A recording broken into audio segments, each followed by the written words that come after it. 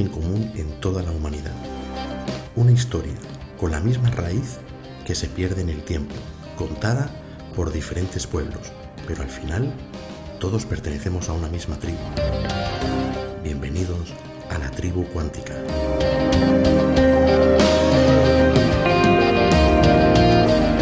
Todos sabemos que los libros de historia están escritos por los vencedores y a menudo dejan de ser objetivos según el bando perteneciente. Aquí vamos a llegar al origen de cada historia, contada desde otra perspectiva, desde el punto de vista de un observador y de un investigador que intenta llegar a la verdad. El tema de hoy es apasionante, es de los que mueven los cimientos de la historia y te hacen reflexionar sobre todo lo que te rodea. La alquimia.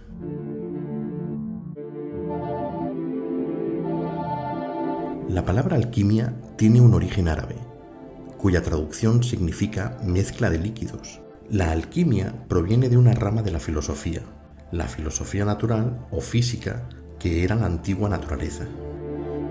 Estos antiguos estudiosos de la alquimia eran los filósofos, personas muy cultas que tras pasar por una iniciación y una larga vida dedicada a este estudio, los más eruditos lograban ser adeptos, el rango más alto en la alquimia. En este arduo camino lograban una transformación en su ser, más allá de lo que pudieran alcanzar materialmente, un cambio de conciencia y de ética, desarrollando un profundo amor por este arte, y lo expresaban al más alto nivel intelectual en todas las fuentes escritas, pictóricas y arqueológicas que nos dejaron como herencia. Ese amor queda reflejado en la palabra filosofía. El prefijo filo en latín quiere decir amigo o amante, más Sofía, que era la diosa griega de la sabiduría. Por lo tanto, etimológicamente, la palabra filosofía significa amor a la sabiduría. Sofía suele estar representada con una corona y un cetro, como reina del conocimiento. En algunas representaciones la podemos observar sentada en su silla llamada cátedra. De ahí también parte el nombre de la silla que utilizan los obispos en la catedral o la de los catedráticos en las universidades, cada uno para impartir su conocimiento, uno a sus fieles y otro a sus alumnos. Pero para remontarnos a los orígenes de la alquimia, tendríamos que hacerlo desde el inicio de los tiempos, a la creación del universo y de la materia, porque la alquimia es esto, transmutar la materia. Las primeras referencias sobre la alquimia tendríamos que situarla de modo alegórico en la rebelión de Lucifer, donde el denominado portador de la luz no solo pierde la batalla, sino una piedra que haría alusión a la piedra filosofal de los alquimistas. También tenemos otras leyendas que nos centran en la Atlántida. Sabemos de esta tierra gracias a los diálogos de Timeo y Critias narrado por Platón, en el que se cuenta cómo Critias, discípulo de Sócrates, transmite esta historia gracias a unos valiosos textos que conservaba su abuelo, en el que citaban al político ateniense Solón, uno de los considerados 7 sabios de Grecia, y en el que durante un viaje efectuado a Sais, la antigua capital de Egipto, unos sacerdotes le instruyeron ofreciéndole información sobre la historia de sus raíces y lo importante que fue su pueblo en la lucha contra otro imperio poderoso venido desde más allá de las columnas de Hércules. Tal vez la Atlántida sea una utopía creada en la mente de Platón, pero la historia quedó en evidencia con la Ilíada de Homero cuando en la epopeya griega se menciona a Troya, o con el devastador Vesubio destruyendo las ciudades de Pompeya, Herculano y Estalia, que más tarde fueron descubiertas. Lo cierto es que de la Atlántida no nos quedan evidencias más allá de las citadas por Platón, en la que ofrece algunos datos interesantes que, según el punto de vista, nos deja entre líneas alguna pista sobre su ubicación. Platón describe que el reino fue dividido en 10, por los 10 hijos que tuvo Poseidón con Clitos. Uno de estos hijos, llamado Gadiro y que era el gemelo de Atlas, gobernaba el extremo de la isla que comprendía entre las columnas de Hércules, actualmente conocido como el Estrecho de Gibraltar, hasta Gadeiro, y que por derivación etimológica más de un historiador la ha situado como Gadir, la actual Cádiz, atribuyéndole además una conexión con la civilización del suroeste de la península ibérica, los tartesos. Después del supuesto gran cataclismo ocurrido en la Atlántida, en el que, por cierto, algunos historiadores recogen ese acontecimiento como el gran diluvio descrito en la Biblia, nos llega un legado alquímico por parte de Thoth, donde algunas fuentes lo señalan como uno de sus sobrevivientes. Thoth era el dios de la escritura y del conocimiento en el antiguo Egipto. Se le representa como el ave ibis, un ave migratoria común en las orillas del Nilo con un pico en forma de luna creciente. En otras ocasiones como un babuino, un primate de gran inteligencia, o también con apariencia antropomorfa con cabeza de ibis. Su llegada está envuelta en un halo de misticismo, ya que lo sitúa en una tierra muy lejana más allá de Mesopotamia, de ahí parte su nexo con la Atlántida. Pero más allá de conjeturas, lo que sí podemos asegurar es que Thoth es considerado el creador de la escritura, del calendario y del tarot.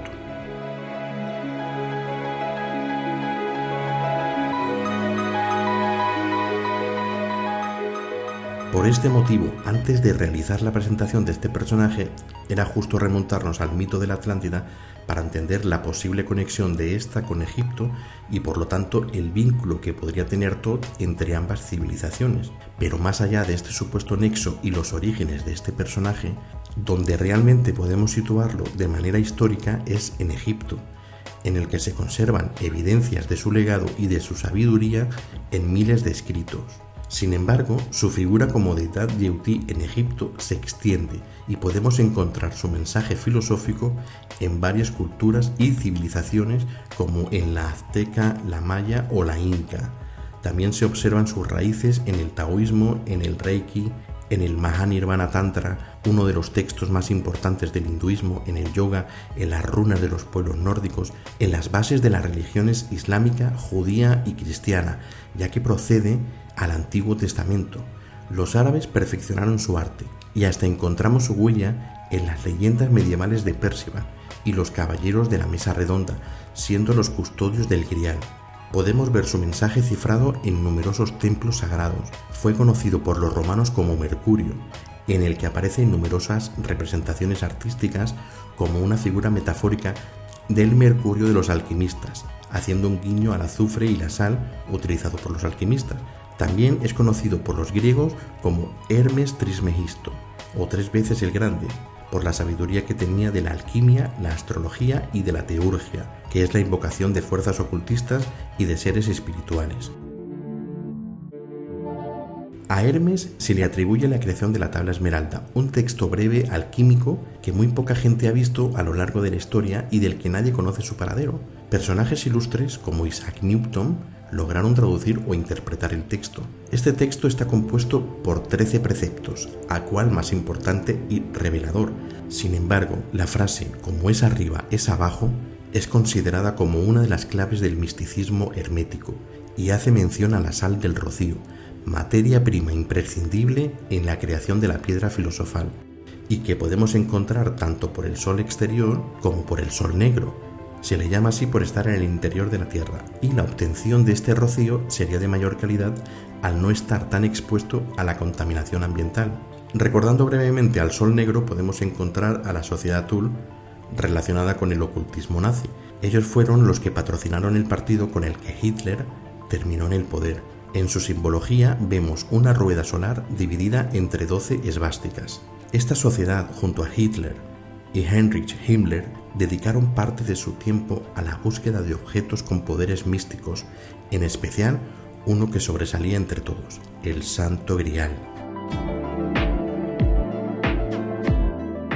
A lo largo de la historia ha habido numerosos alquimistas que firmaban con seudónimos sus tratados para preservar su anonimato, ya sea en textos o en imágenes codificadas, y hay otros casos de grandes pintores como Botticelli o El Bosco, entre otros, con obras tan famosas como La Primavera o La Divina Comedia, donde disfrazaban de forma alegórica el mensaje alquímico de los cuadros. En este juego de la codificación nos encontramos con la Catedral de Notre Dame, uno de los templos de mayor importancia del cristianismo y referencia por sus mensajes ocultos. En ocasiones no hay que buscarlos demasiado porque son muy evidentes, tanto que pasan desapercibidos, como el caso de algunas imágenes marianas en las que vemos cómo sostienen un orbe en su mano. Esto evoca al huevo alquímico, que no es otra cosa que el recipiente destinado a la transmutación de los elementos que utiliza el alquimista para obtener la piedra filosofal. El verdadero alquimista no busca la transmutación del oro.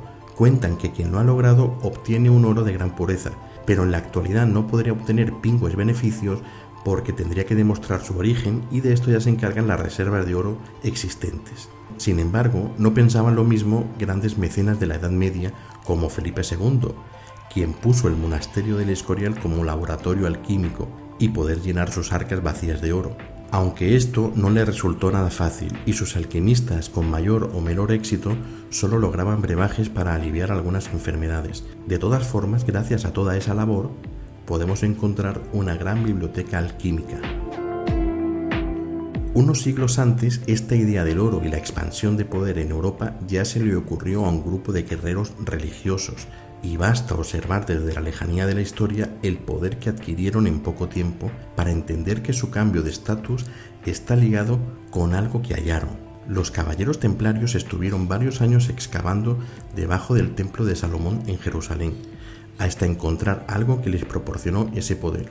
La Orden del Temple seguramente encontró el Grial, pero no el Grial metafórico de la copa de la Última Cena utilizada por Jesús de Nazaret y en la que, según la leyenda, José de Arimatea recogió unas gotas de sangre en el Grial. Hablamos del verdadero Grial alquímico, la piedra filosofal.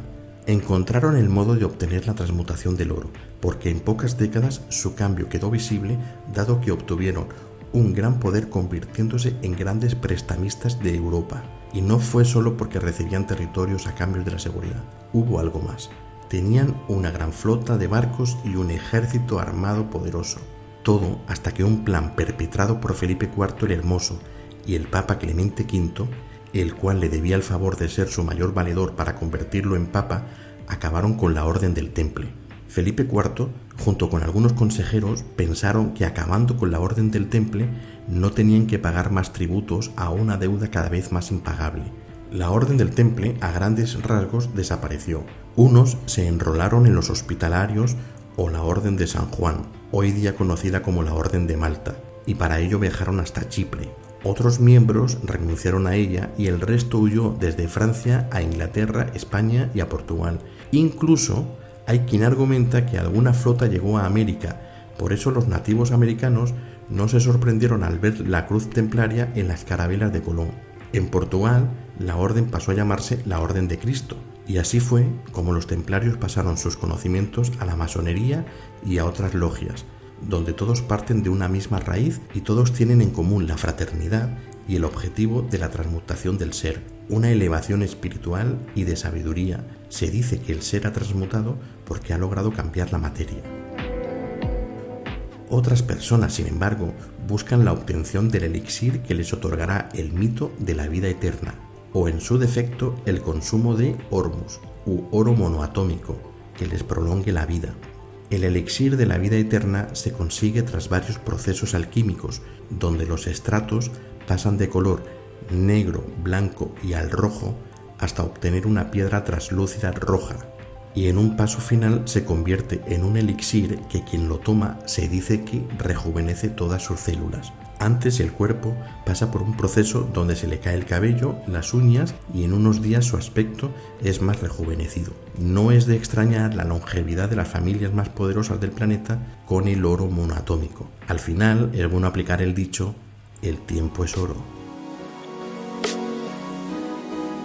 Y esto es todo sobre los orígenes de la alquimia. Quiero pediros la suscripción a la tribu cuántica y compartir la historia. Gracias y hasta el próximo capítulo. Termino parafraseando a Hermes Trismegisto después de haber escrito sus 13 preceptos. Lo que tenía que decir ha concluido.